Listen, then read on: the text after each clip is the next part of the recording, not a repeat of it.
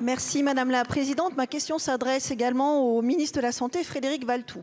Avec les infirmières libérales, les médecins et les pompiers, les pharmaciens en officine constituent un maillon indispensable de la santé publique de proximité. Ils l'ont prouvé par leur engagement sans faille lors de la crise de la Covid. Et les Français, où qu'ils habitent, sont très attachés à leur pharmacie. Or, la baisse de leur nombre est constante depuis plusieurs années. Preuve en est, près de 300 officines ont fermé en 2023 et le mouvement s'accélère depuis le début de cette année. En 10 ans, ce sont 2000 pharmaciens qui ont dû fermer boutique en France. Cette tendance ira en s'aggravant si rien n'est fait pour améliorer les conditions d'exercice de nos pharmaciens. Alors qu'ils subissent la hausse de leurs charges, ils sont aussi contraints par l'élargissement de leurs compétences insuffisamment rémunérées au regard du temps passé à effectuer ces nouveaux actes. De plus, le contexte de la profession est difficile avec notamment des menaces de dérégulation et l'ouverture de la vente en ligne de médicaments de conseil par les plateformes commerciales avec des stocks déportés. Leur situation se complique également avec les pénuries de certains médicaments au détriment des patients, les premiers pénalisés. Sans réponse immédiate, nombre de pharmacies sont menacées alors même que le rôle est essentiel auprès des populations. C'est pourquoi, Monsieur le Ministre, j'aimerais connaître les actions que le gouvernement compte mettre en œuvre pour soutenir nos pharmaciens et au-delà garantir un accès aux soins de qualité et équitable sur l'ensemble du territoire. Je vous remercie. La parole est à Monsieur Frédéric Valletoux, ministre en charge de la Santé et de la Prévention. Merci beaucoup, Madame la Présidente.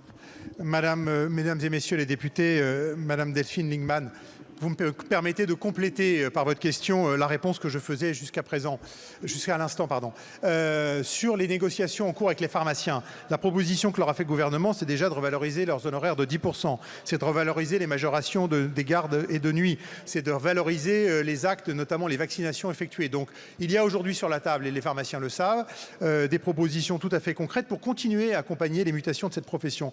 Qu'elles sont les mutations de cette profession? Vous les avez citées. La rémunération, j'ai cité le chiffre à l'instant, plus 20% d'accompagnement supplémentaire en 4 ans, l'effort est réel. Le nombre de professionnels, on forme plus et on essaye d'accompagner effectivement les jeunes vers cette profession. Je vous rappelle que vous avez voté dans cet hémicycle une proposition de loi sur l'accès aux soins l'année dernière qui permettait aussi de mieux accompagner les étudiants dans les filières de pharmaciens. Les mutations sur des professionnels, on a parlé de la vente en ligne à l'instant, vous parlez des ruptures de médicaments. Sur les ruptures de médicaments, le gouvernement est mobilisé et on a mis en place, et ça a été annoncé avec les ministres Catherine Vautrin notamment, des dispositions pour faciliter la gestion des flux, des stocks et des médicaments. Et puis sur les nouvelles missions, j'en ai parlé à l'instant, effectivement régulièrement nous donnons de nouvelles missions aux pharmaciens pour les accompagner dans l'évolution de leur métier. Tout cela, je vais recevoir les représentants des pharmaciens très rapidement et je pense que tout cela, ils le savent, ils le comprennent et on va continuer à travailler avec eux. Je vous remercie, Monsieur le Ministre. Madame la députée. Merci, Monsieur le Ministre, de vos éléments de réponse qui vont effectivement dans le bon sens. Si je vous cite Marsac en Libradois, Arlan, Riom, Chamalières ou encore Clermont-Ferrand, dans le Puy-de-Dôme en 2023, 5 pharmacies sur 229 ont dû fermer, toute faute de repreneurs, ce qui impacte toute la chaîne de soins de proximité.